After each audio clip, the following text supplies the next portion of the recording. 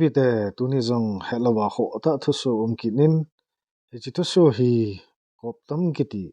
Committee on Protection of Tribal Areas in Manipur hon thusu hin bawlu thu hi in hichi thusu hi ipidinga gel hona nei ta ki hin bol kit ham itile hichi esan ho longel ngai tu hi achi hla le aban bana hi igamu hi hoiloding igamu hi dan han kisemo ala chai theiu a hi ji a hi namlam kai ho hi a ami thlam cheng ho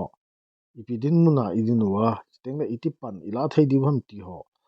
gel theina dinga hi hichi ema ho thusu hi kin seigo kit hi ji a hi abula pana chaina ke ya in ngai ba in vet kit divin amasa penin tepna kan nei kit win hi a topping a lu pai jeng lew han Committee on Protection of Tribal Areas in Manipur koptamin Kaungpi district sunga meite Ehsaan ho nung chen agut nu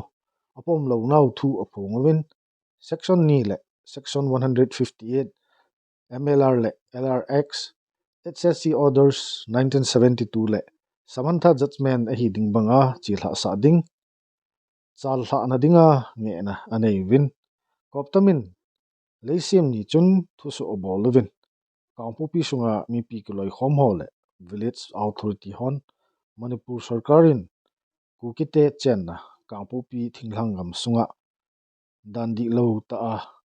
dolai thabi leitan pokpi pukhawa meite ho nung chen sa ding to gon anei win hi ti chu ana sei win hi koptamin asei bena wachun government record na leitan pokpi le dolai thabi chu infal is sunga a ume akitin hi chu adi lo hi ti chu kichi selin aki heta in hi chi kho aki seite ni hi purumlik li wailang khongle satang kho ho hop sung Kaungpi district sung zo a hi ativin gam lekha ho phai cham mi hon ki gotna nei puma akisim thu asiam langdang win kukite chen na gam sung ho thunei ding agu no hi tin athusu wachun asei win hi thinglang gam ho hi phai cham ki vai hop na pa ma a hi in thinglang gam khat phai sung district khat na ki koi chu section 2 MLR le LRX 1960 to ki kal a hi in section 2 dungzuya chu Manipura thinglang gam ho MLR le LRX chun ahop lodan akisin hiji chun Manipur sarkar hi lo le Infal East Deputy Commissioner Sub Register Revenue Officer in Kaungpi district sunga dan dungzuya thonei na anei lo hi atiki duin hi Infal East sung vai hop na nei hon purumlik li wailang khong a hi lo le satanga survey mutation registration land record entry abol hi ama ho thunein a hi pon dan to ki to lo a hi ativin hi di lo ta Infal East Revenue Jurisdiction thingthang gam ki hop sa hi section 2 MLR le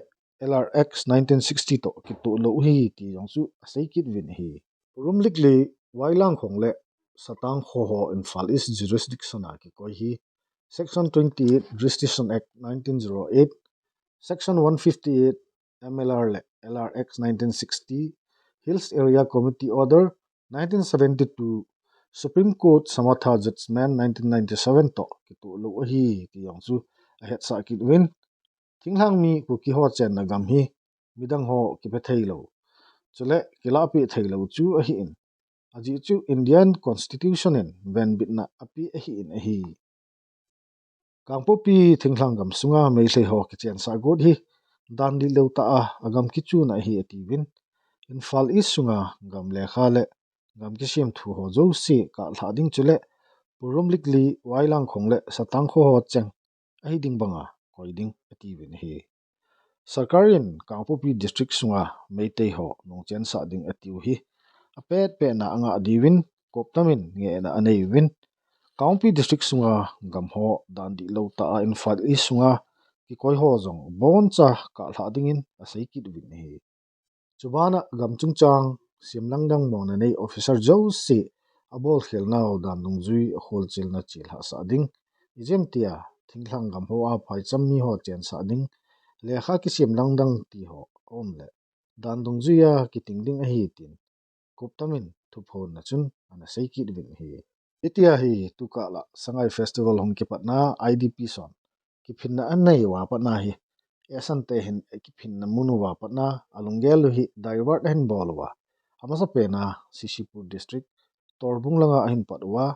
abana kanguilang kangna tombi a buffer zone hen phut ke god ki mo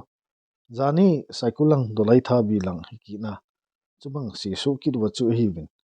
tuni chu orangpat golai tha bi KUKI mongnel jang frontline lang chu ana etem ki duin hi chilai mun hi asu ke ule eho emi kho hi somni lang boi phadinga hi in ahin security hon thu head masat ji wachun aphat chan a border chu aga delwin ana tingtang man win hi choji a chu tuni hi jani tabang maya chu zani tabanga chu thu hi a ha so sanglo ha so sitlo chu ana hiki ni hi tu ka la a thu tha a hungboi thu iseu hi ni nilang a hitan video masate ni azong isei ta win kon abula phu a kon apat ham ti chu I henu chu a hitan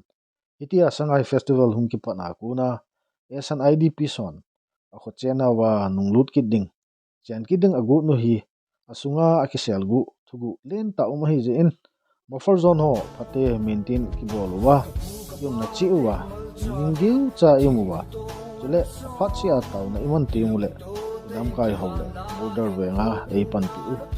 view so inga hi na ikop jingdi hi ngelo wa koi jingdingu wit awna ina kan ki min dunia video in simu su in sei na ho hi chan hin sai ka